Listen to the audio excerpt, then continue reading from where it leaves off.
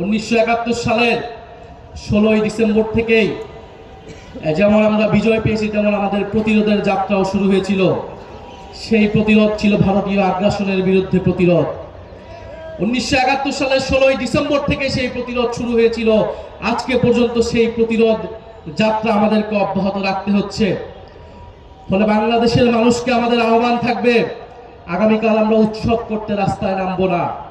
আগামীকাল আমরা প্রতিরোধের যাত্রা বাংলাদেশের রাস্তায় রাস্তায় পালন করব।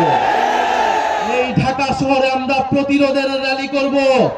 আমরা ভারতীয় আধিপত্যবাদের বিরুদ্ধে, বাংলাদেশ বিরোধী সকল ষড়যন্ত্রের বিরুদ্ধে আগামীকাল বিজয় দিবসে আমরা 16ই ডিসেম্বর ঐক্যবদ্ধ হব। প্রিয় সংগ্রামী বন্ধুগণ, ভারত যদি মনে করে বাংলাদেশকে 5ই আগস্টের পরেও আগের মতোই তারা রাজনৈতিকভাবে হস্তক্ষেপ করবে, নির্বাচনে কারসাজি করবে, ভারতের সেই ভাবনা ভুল।